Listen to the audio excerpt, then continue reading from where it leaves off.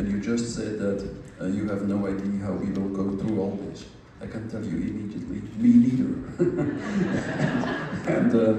and I think we don't have to know. Because one of the major misconceptions of our culture is that it is rational knowledge that should be the guiding principle in our lives. That's one of the major misconceptions.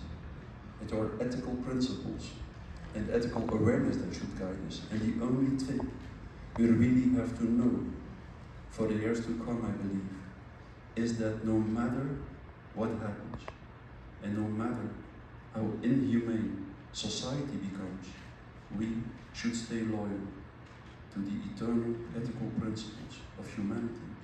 That's the point, I think. And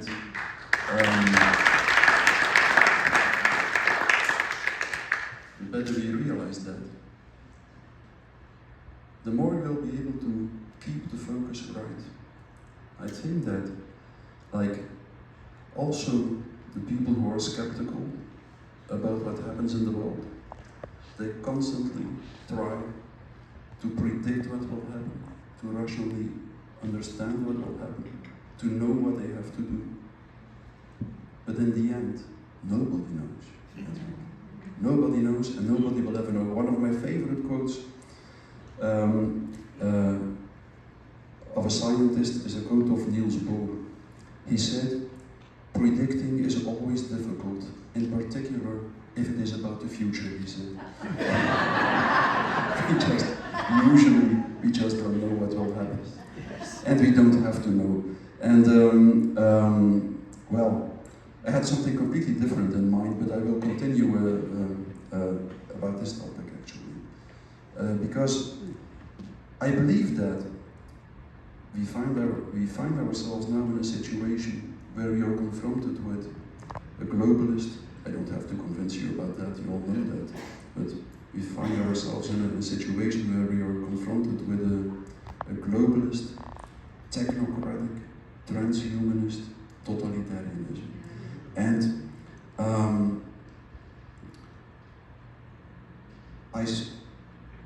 throughout the last years, while writing my book, for instance, and now that I'm writing my next book, I did my best to understand what actually the root cause of totalitarianism is.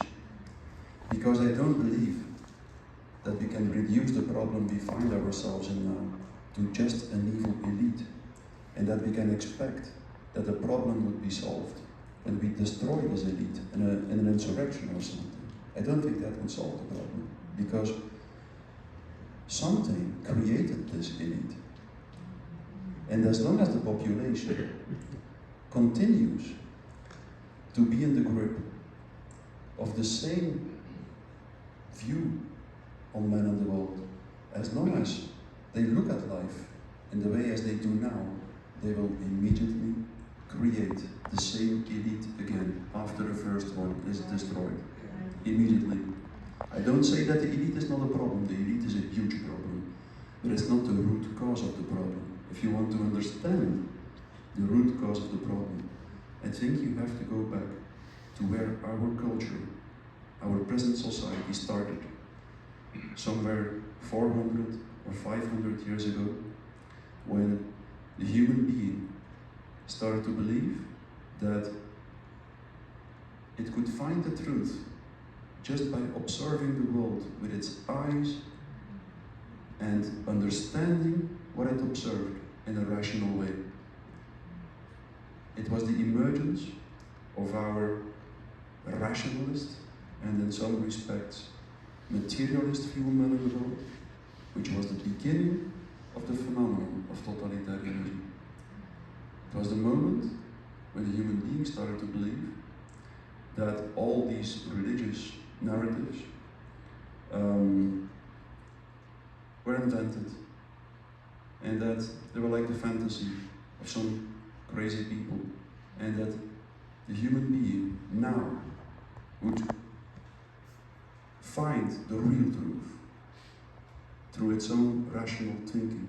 That was the moment when, in a certain way, we had to go through this phase, I think. We had to go through this. It was not something that could be avoided, but it was a moment where the problem started that eventually led to the large totalitarian systems of the first half of the 20th century, Nazism in Germany and Bolshevism or communism in the Soviet Union.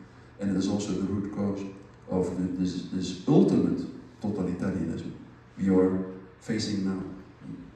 What happened there was something extremely significant. What started there was a certain evolution at the level of the elite and a certain evolution at the level of the population. And you have to consider them both, because both are equally important. At the level of the elite, something strange happened. Let's say, before the French Revolution was the moment in history where the rationalist view of mind in the world became dominant and replaced the religious view of mind in the world. And before the French Revolution, l'Ancien Régime, the religious elite and the noblemen could simply impose their will to the population. Somewhere the religious narrative allowed them to do that. They could just say, like, okay, God created some people to rule, others to obey, and everyone accepted that. They knew it was not true probably, but that's how it happens with dominant narratives in a society. Everyone behaves as if they are true. They accepted that, but after the French Revolution, the new elite couldn't impose its will anymore to the population. And they found out that rather than leaders, they had to become followers, because they had to be elected. And if they wanted to be elected, they had to give the population what it wanted. So it was the population that imposed its will to the leaders. And they found themselves in a very problematic situation, the leaders. And they found a solution to that. A solution called propaganda. If you read all the founding fathers of modern propaganda, such as Bernays, for instance, Lippmann, if you read them, they will all say the same. They will all say the same. The leaders are not really leaders anymore. They became followers. And in this way, we will lose control of society. And the masses, which are always irrational and destructive, will destroy culture. And in a certain way, to a certain extent, that's true. It was problematic that the leaders couldn't impose their will anymore. The solution they found was radically counterproductive.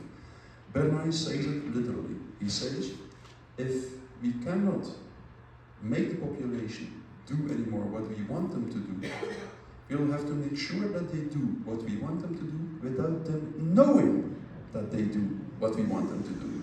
We will constantly have to manipulate them. So it started, in my new book I will write a lot about that. Immediately after the French Revolution, and it's strange that this connection is rarely seen, immediately after the French Revolution, the first institute for modern propaganda was established in France by Napoleon. It was called the Bureau d'Opinion Publique in France. And after that, propaganda became always more and more and more important. In the First World War, it played a huge role, in America in particular, with armies of so-called 4-minute men. I don't know if you know the 4-minute men. They were people who were hired by the government to go into public space, for instance, on markets, in pubs, in restaurants and so on, and to give short speeches of about 4 minutes in which they promoted the participation of America in the First World War. So, and that worked. That worked. So there they knew for the first time that it is sufficient to ask a few thousands of people to spread in public space and to repeat the same opinion a few times, to slowly disseminate this opinion in the population and to make the population consent. That was one of the propaganda techniques in the First World War. After the First World War, the propaganda techniques continued in peacetime and the Second World War. Propaganda became even much more important. And also the propaganda techniques that were developed during the Second World War continued to be used after the Second World War. That's very typical. The techniques that were developed during in a war situation, continue to be used during peacetime, and now we find ourselves in a society where public space, without most people being aware of it, is constantly saturated with propaganda. Like one of the major leaps forward at level of propaganda was the privatization of the internet around in the beginning of the 1990s. In the beginning, free speech was used by America to topple dissident regimes in Africa and in the Middle East.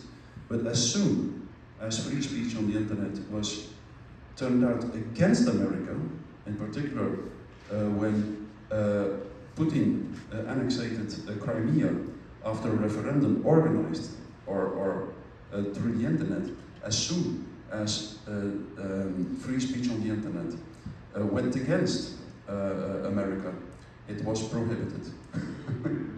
And I don't know if you're familiar with the history of propaganda on the internet, but like the first very important internet app was Google and YouTube. And Google was immediately financed by the State Department in America, by DARPA, immediately. And Google, up until now, is the gatekeeper of the internet. Google has 8 blacklists where all websites are listed, which shouldn't be promoted but rather demoted. And in this way, Google is the perfect propaganda tool. Propaganda is not so much the art of lying, it is rather the art of directing the attention of the people, the art of manipulating the awareness of people. Propaganda makes you see certain things and makes you not see other things. And Google is the most impressive propaganda tool ever. People constantly use Google to find answers to their questions. But while they use it, the State Department of America makes sure that you find the answers that they want you to find, and that the answers they don't want you to find won't be found by you. So, and that's Google, to give you an idea about the power of Google. Somewhere back in 2014, I think, nobody could use the internet for 40 minutes. Nobody in the world except in China and North Korea. Just because Google, by accident probably, had put all the websites on a blacklist. Accidentally. So Google can just decide about every website in the world, whether they will be on a blacklist or not. Google is really the gatekeeper of the internet. And Google, while we are here, constantly registers data of you. Like every hour, Google uploads 12 megabytes of data of every one of you to their data servers, where they are stored forever. 12 megabytes of data, 60 times an hour, every minute. What do they do with these data? They sell them to for commercial ends, and they use them for political manipulation, for manipulation of the voting behavior of people, in several ways. For instance, on the basis of the data they gather of everyone in the world, they know of almost everyone whom they are voting for. For instance, in America, Google knows like of 90% of the people whether they are voting Republican or Democratic. And just before the elections, like the elections of 2020 for instance, Google sent voting reminders, but only to the Democrats. So they encourage the Democrats to go voting. Every voting reminder yielded 800,000 votes. That's to give you an idea what the impact of Google is on the elections. And that's how there are several other ways in which Google is used to manipulate political opinion, but and voting behavior. Another example of the way in which propaganda, of the propaganda techniques that are used now. In 2020, The United Nations recruited 110,000 so-called digital first responders. Who knows what it is? Digital first responders. There are people a little bit similar to the 4-minute men I was talking about. Fact checkers. No, they are not fact checkers. No. There are people who are hired, very often as volunteers, and who have only one mission. They have to promote everyone who goes along with the UN development, Sustainable Development Goals, with the UN ideology, and they have to ridiculize, criminalize, and psychiatrize everyone who goes against them, every dissident force. And they operate anonymously. But the UN alone recruited 110,000 of such digital first responders, and they just mention it on their own website. You can just find it on the website of the UN. And also the WHO, the WEF, the CDC in America have tens of thousands of such people. And they are trained, I don't know how. My assistant tried to enroll for a trainment, but she was not allowed. Because we wanted to know how they were trained. Nobody knows. Yes, well, there are many other examples. I could continue for some time with giving examples of how propaganda works today, but it's huge, and it's everywhere, at every moment of our existence. We are being manipulated. So we live in a time, in a strange way. We live in times where the pursuit of truth, like 400 or 500 years ago, society started to believe that finally we would find the real truth, not some religious truth that was written in a book of which nobody knew exactly who wrote it. But no, the truth based on what we could observe with our eyes and understand rationally. We started to believe that we would ultimately find the truth in the big Enlightenment philosophers such as Immanuel Kant believed that finally the Enlightenment would lead to a society where leaders lead society on the basis of truth, and where the population was critical and controlled the leaders, and if they were no longer leading on the basis of truth, would correct their leaders. And exactly the opposite happened. Exactly the opposite happened. Society was led on the basis of manipulation and lies, on the basis of propaganda. Our Enlightenment society, the society we find ourselves in now, has as organizing principle propaganda. It is controlled and organized on the basis of propaganda. It's a major organizing principle, and the population, in a strange way, went along with the propaganda in a completely blind way. So that's something very strange. Like, that is of course the phenomenon of mass formation I've been talking about. While the elite relied more and more on propaganda to keep control of society, something strange happened at the psychological level in the population. The population, or the people, became more and more disconnected throughout the last few centuries. More and more disconnected and lonely. Like huge percentages of people report to feel lonely now. Like 60%, I think. 60% of the people in 2017, 60% of the population worldwide reported not to have one meaningful relationship. So something in our rationalist view of man in the world made disconnected people from their fellow human being and from nature. I explained that in more detail in my book, The Psychology of Totalitarianism, why exactly this rationalist view of man in the world led to this disconnection of people, to the fact that more and more people feel lonely. But the most important thing is the following. The lonely state, the disconnected state, the subject that is no longer really feeling a human bond with a fellow human being, is the perfect subject for propaganda. The more lonely people feel, the more disconnected people feel, the more vulnerable they are for propaganda. I can explain it perfectly, why that is the case, but I won't do it now. And that's what totalitarian leaders often feel. A population need to be lonely in order for propaganda to work. In other words, a totalitarian state can never emerge if a major part of the population doesn't feel lonely. But as soon as propaganda worked, and as soon as the totalitarian leaders are in control, the first thing they will always do is replacing loneliness by isolation. Physical isolation. They will make sure that it gets more and more difficult for people to meet each other.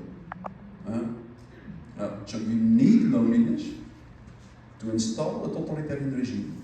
And as soon as it is installed, the totalitarian leaders usually will isolate people.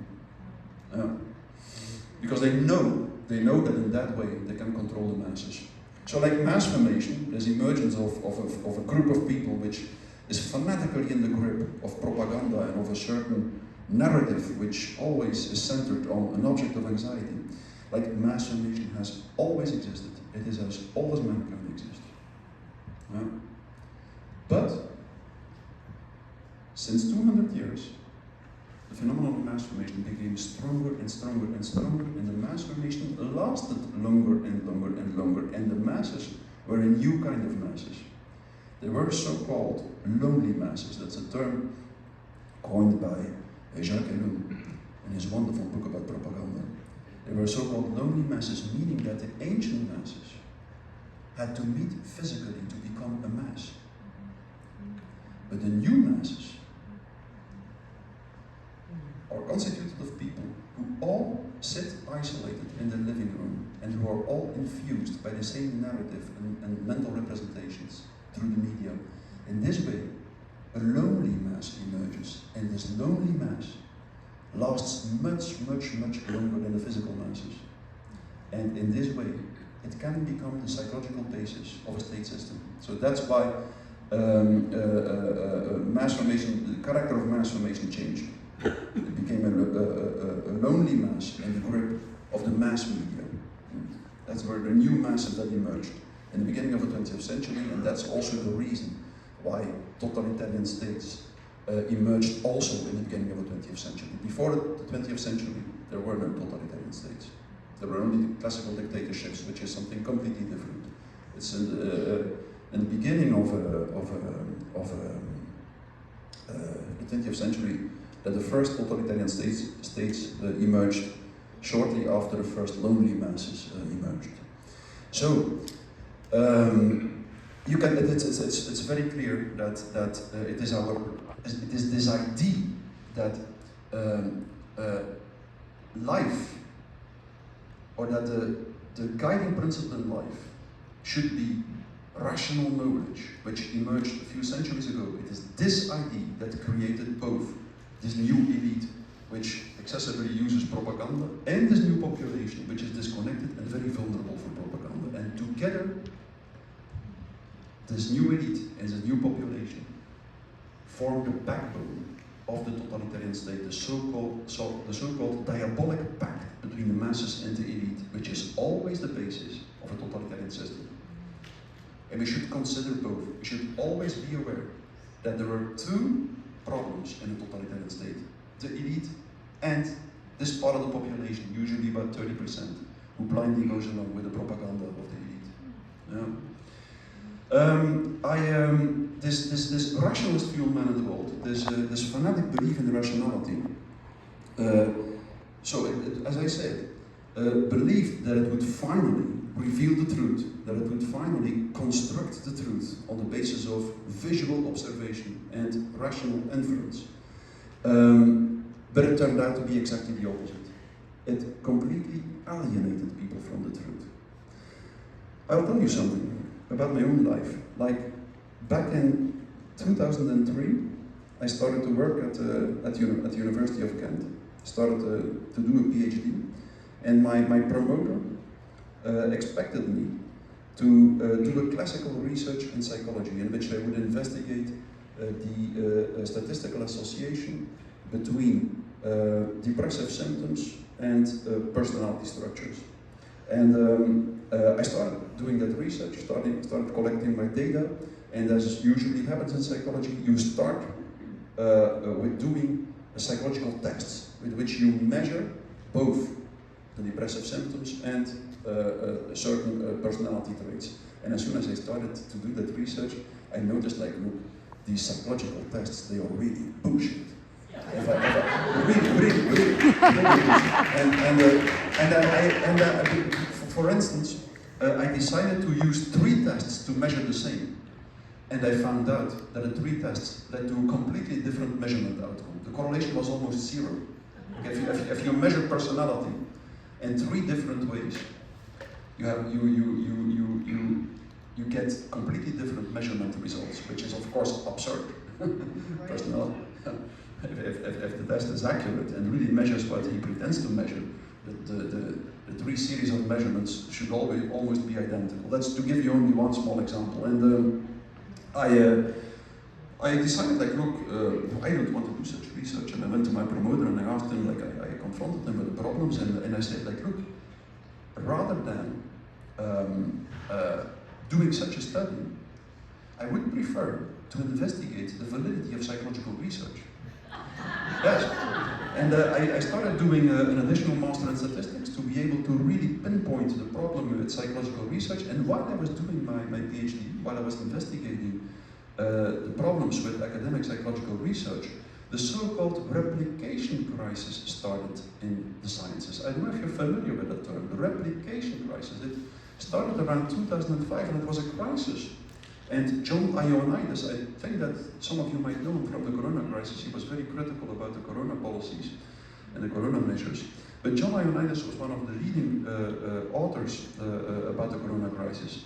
And he published a paper titled, "Why Most Published Research Findings Are False." It turned out that up to 85% of the academic papers are completely worthless.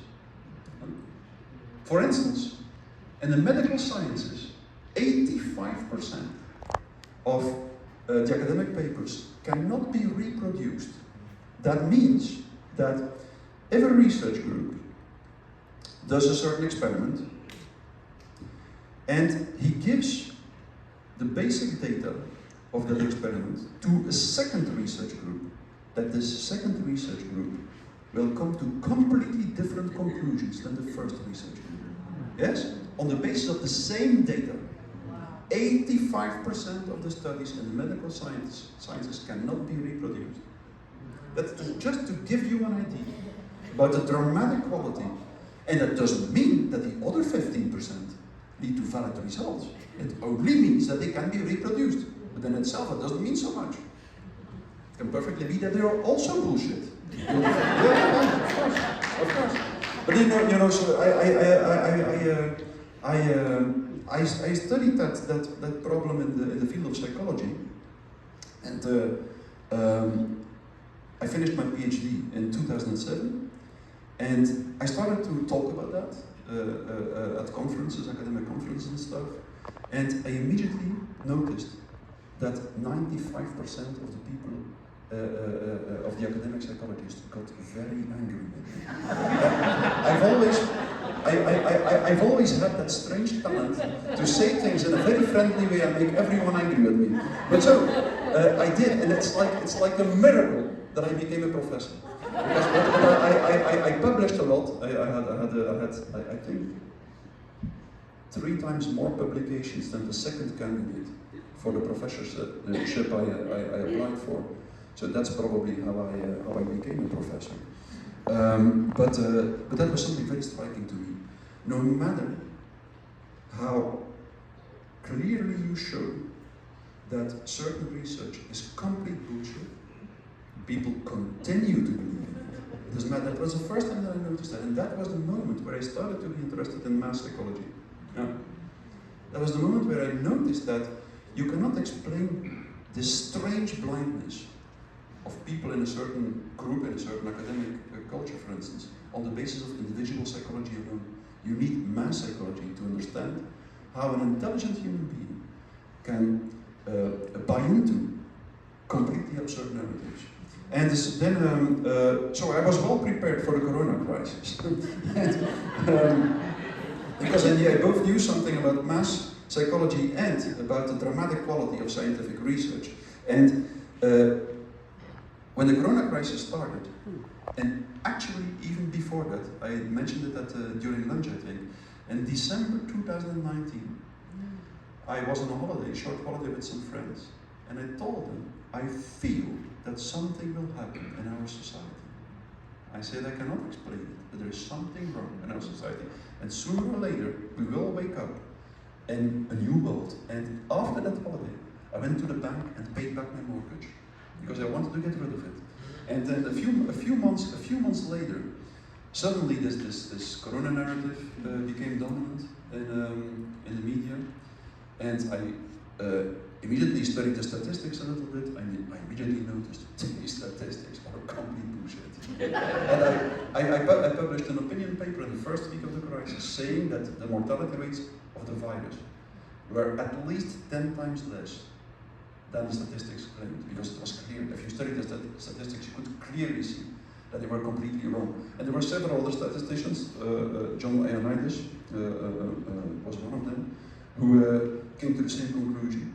And we decided some of us, I really had the feeling at that moment, look, if I do not speak out now, I will never have to speak again in my life. I have to say it. I was the first one in Belgium, the first professor at least, who published a critical piece about the Corona narrative. And I felt this huge pressure.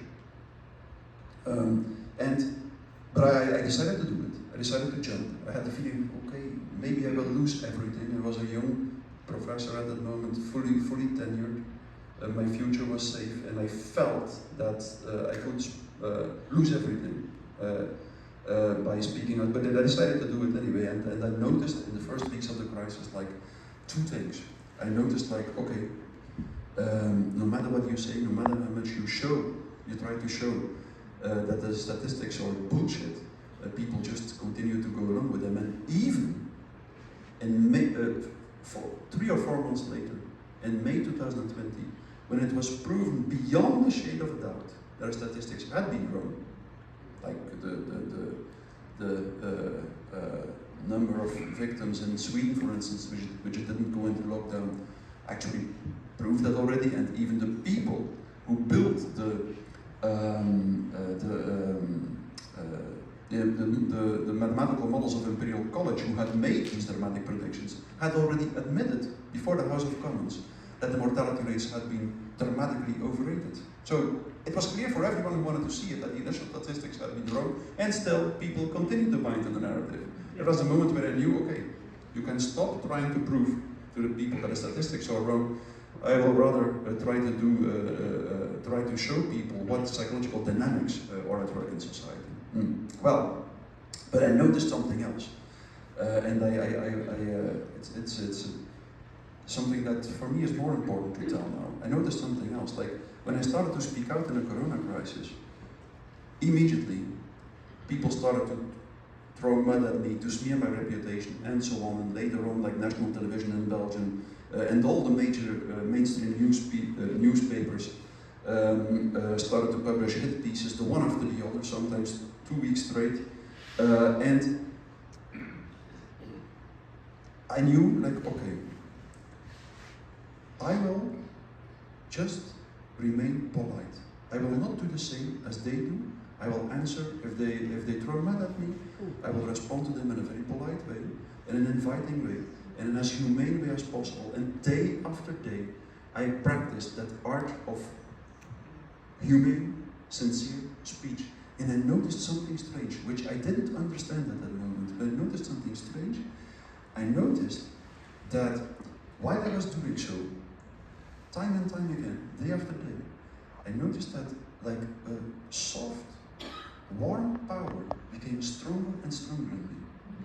And it was first now, while I was writing my second book, that I could really, at a more psychological, theoretical level, understand what happened in me there at the moment. When you speak sincerely, when you practice truth speech, you always, inevitably, lose something in the world of appearances. Inevitably. That's exactly what truth is. Truth speech is not so much a kind of speech which refers in an accurate way to facts. No, it's a kind of speech which breaks through the veil of appearances, what they often call the veil of appearances. Every society, every group of people, always, inevitably, shows the tendency to start to drift away in illusions, in a fake consensus. And at that moment, it is necessary that there are people who articulate, who speak words that go through that illusion, literally, that break through the veil of appearances, meaning that everyone who tries to find stability in the world of appearances will be very angry with you. Inevitably. The ancient Greeks knew that perfectly. Speaking the truth is always risky. It can lead to that they can murder you for it, definitely. But so inevitably, when you speak the truth, you take a risk. You have to go through the veil of appearances, meaning that you lose something. Your ego gets weaker by speaking the truth. But at the same time, you win something. You win something in the real world. And that was that soft, warm power that I've noticed became stronger and stronger in myself. It's the soul that gets stronger. Speaking the truth makes the ego weaker and the soul stronger. And if you practice it time and time again, you will notice it. I became aware of the fact that it is exactly that process that makes everything we go through meaningful. Like totalitarianism is exactly the emergence of a shared illusion. It's the thickening of the veil of appearances, and the people who go against it, and who continue to speak sincerely, who continue to speak out, who go through the veil of appearances, will lose a lot, maybe everything in the world of appearances, but they will win something in the real world, the only thing that matters. And it's, we have to, I will stop with that, but the better we understand the psychological mechanisms, the more we see, no matter from what perspective we look at what happens now, that we have only one choice. We have to speak out as sincerely as possible. Not because we think that we have a superior rational knowledge, no. Just because we feel that there is something wrong with the system, because we feel it here. And that's true speech, sincere speech. It's not so much speaking from the head. It's saying, no, I am not sure about what I will say rationally. I don't think that I know everything better than you do. But I feel something. I feel that there's something wrong here. And I will do my best to articulate it. And if you refrain from articulating what you feel sincerely, your soul will slowly die.